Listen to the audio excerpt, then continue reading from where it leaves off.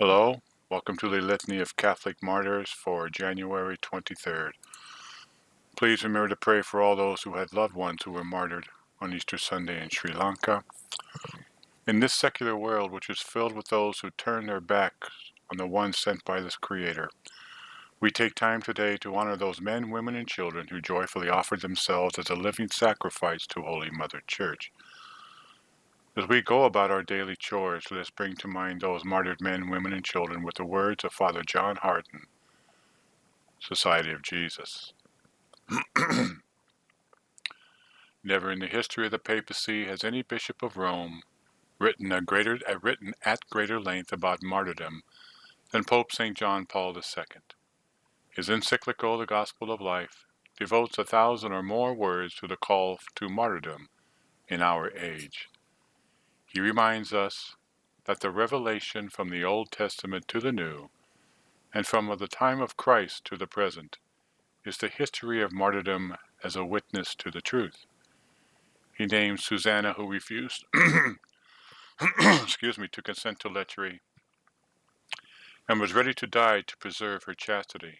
He spoke of John the Baptist, who was beheaded by King Herod because he condemned the adulterous marriage of the king, but he especially identifies Jesus Christ as the King of Martyrs, who died on the cross as a witness to the truth, which he was sent to proclaim to the world.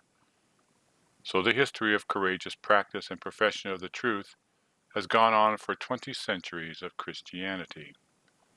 We commonly speak of the first 300 years of the Christian era as the age of martyrs.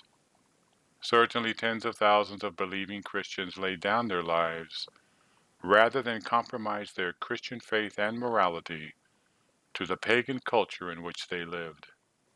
Every single pope up to the 4th century died a martyr's death. So far from crushing Christianity or destroying the church founded by Christ, martyrdom actually contributed to the growth of a Christian civilization. The phrase, sanguis martyrum est semen Christianorum, the blood of martyrs is the seed of Christians, was not a pious aphorism. It was a literal fact of history.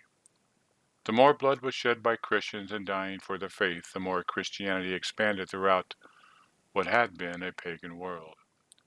So, today, the following is a list of those the Church would ask us to remember.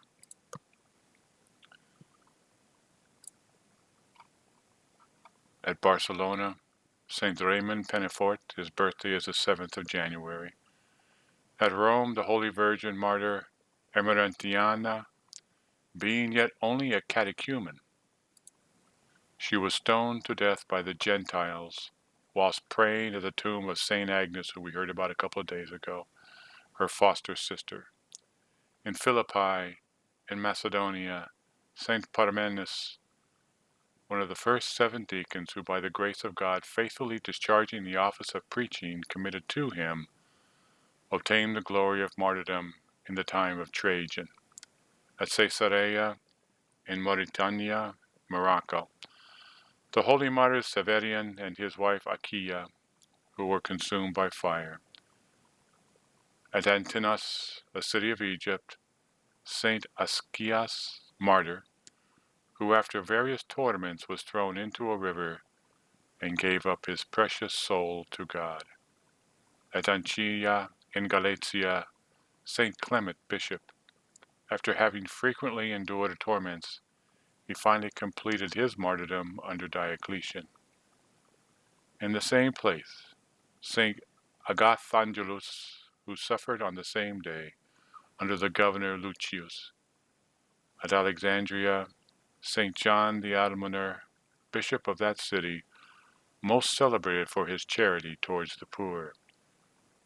At Toledo, Saint Ildefonsus, bishop, who on account of his great purity of life and his defense of the virginity of the Mother of God against the heretics who impugned it, sounds like some of the bishops today, received from her a brilliant white vestment, and being renowned for sanctity, was called to heaven. And finally, in the province of Valeria, Saint Martyrius, monk, mentioned by Pope Saint Gregory. These are the men, women, and children that we honor today.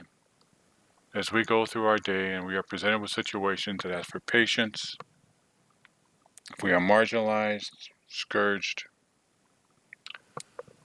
let us hope that we can act like these men and women and children to the grace of God. Thank you all for listening. God bless.